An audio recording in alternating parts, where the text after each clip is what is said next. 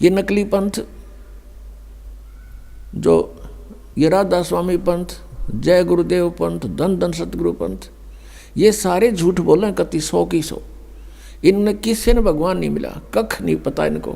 अगर परमात्मा मिला होता ये निराकार बताते। सदग्रंथ सत बतावे कि उस शरीर है, मनुष्य दृश्य है, आंखों देखा संत बताते हैं, दानक रूप रहा करतार। और हमरे ही निहार है, हमारा सृजनहार, हमारे जैसा हमारा भगवान, हमारा उत्पत्ति करता। तो पुण्यात्माओं, दास का उद्देश्य है कि पहले हम अपने जिन सदग्रंथों को सही मानते थे उन्हीं से परिचित हों। फिर दिखता को नहीं भगवान के पहचान की और मोक्ष की कोई समस्या खत्म, क्योंकि इतना सिंपल मार्ग है, इस जैसा मार्ग नहीं।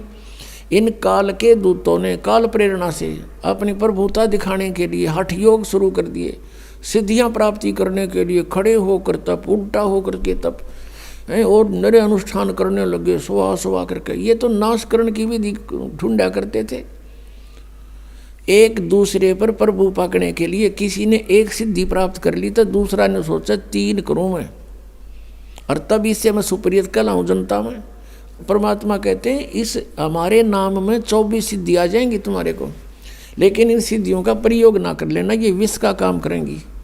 अपने आप पड़ी रहें, क्योंकि सिद्धियां हमारा सहयोग देंगी और हम इसको प्रयोग करने लगे तो फिर हानि कर देंगे हमारे को। तो इसलिए ये सिद्धियों का प्रयोग करते थे। जैसे एक सिद्धि सब सागर पीवे, एक अगस्त ऋषि थे, परमात्मा पाने के लिए घर त्याग कर जंगल में साधनाएं शुरू कर दी। अब इनकी बहुत लंबी चौड़ी कहानियां हैं। बचपन जंगल में निकल गया, 30-40 वर्ष का हो गया, फिर भ्रमण शुरू कर दी। यानी पहले बैटरी चार्ज करता था, 1 वर्ष में 6 महीने तपस्या साधना करता था, 6 महीने भ्रमण करता था गांव गांव नगर नगर में जाके। तो उसकी महिमा होगी। एक राजा की संतान नहीं थी। राजा ने उस पता लगा कि बड़े पहुंचे हुए महापुरुष हैं, जंगल में साधना करके आए हैं। तो राजा ने प्रार्थना करके अपने पास हफ्ते 10 दिन रखे, सेवा की। फिर प्रार्थना की कि हमारे संतान नहीं है। अगस्त ऋषि ने कहा ठीक है, हो जाएगी, संतान हो जाएगी। अगस्त ऋषि चले गए, पीछे से राजा के घर कन्या ने जन्म लिया। अब वो घूमता घूमता 12 वर्ष के बाद फिर उसी रेंज में आ गया। 6 महीने साधना करता था, 6 महीने ऐसे जंगल में गांव गांव नगर नगर में घूमता था। तो 12 वर्ष के बाद उसी साइड का नंबर आ गया। राजा को पता चला कि वो महापुरुष आ रहे हैं, अगस्त ऋषि।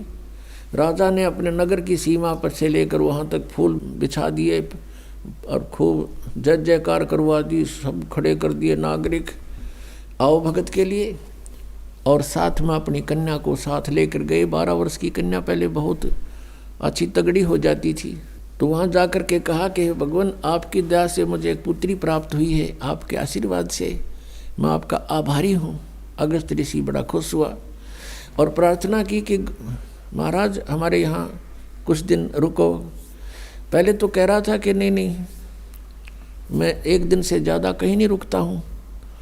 फिर उसने कहा, जाकर जब बताया कि ऐसे ऐसे आपकी कृपा से मैं पुत्री प्राप्त हुई, हम चाहते हैं आपकी कुछ सेवा करें और हमारा मन खुश होगा। तो उसने 2 दिन की हाँ भर ली और राजा ने अपनी कन्या की सेवा की करा दी। बेटा तू इनकी दी हुई है और सेवा करो महाराज की। अब धीरे धीरे वो महाराज जुड़ा 7 दिन डटा। फिर कहने लगा कि मैं तुझसे कुछ मांगना चाहता हूँ। राजा से कहा अगस्त ऋषि ने। अब राजा ने कहा जी हम क्या दे सकते हैं आपको, सब कुछ आपका ही है, मांगने की आवश्यकता नहीं, आप आदेश करो कि ये कन्या मुझे दे दो मेरी सेवा के लिए।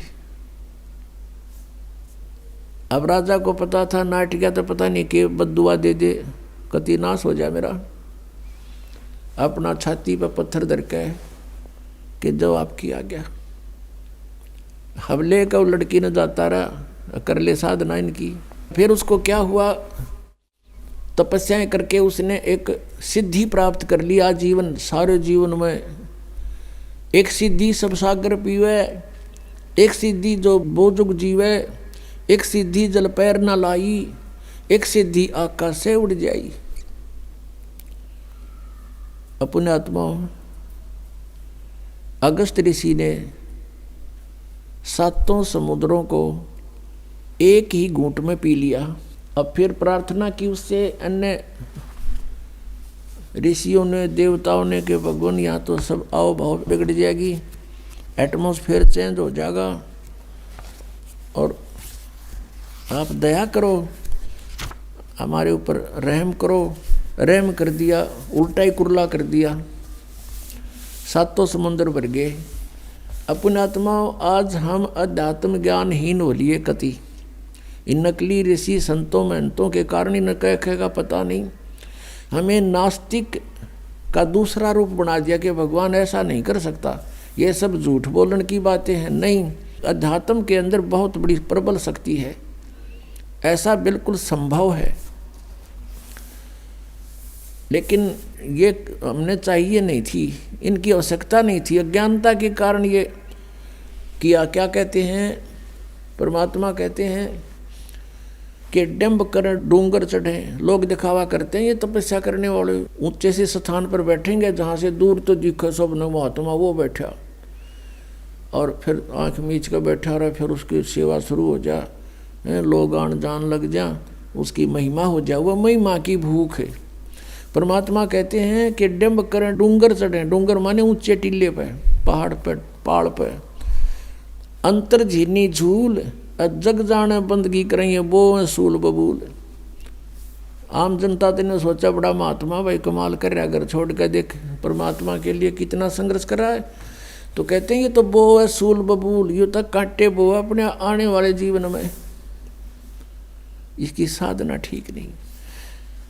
अब 1-2 भक्त थे, घर से चल पड़े परमात्मा पाने के लिए। उनको एक महात्मा मिल गए जिसका बहुत बोलबाला था, बड़े सिद्ध पुरुष कहाँ थे। दोनों ने वहां दीक्षा ले ली, घर त्याग कर चले गए, सन्यासी हो गए। कई वर्ष तक वो महात्मा के साथ रहे, गुरुजी के साथ आश्रम में। अब गुरुजी की मृत्यु के बाद वो दोनों निकल गए वहाँ से और अलग अलग दिशा में सिद्धि प्राप्ति के लिए चल पड़े, क्योंकि वो सिद्धि ही सिखाता था। जो उनमें से एक था उसको परमेश्वर कबीर देव जी का सत्संग मिल गया। जैसे आप जी को अभी बताया कि परमात्मा 3 स्थिति में अपने संसार के सभी कार्यों को संभालते हैं। एक में तो पूर्ण रूप ऊपर बैठे हैं, सब ब्रह्मांडों का कंट्रोल करते हैं।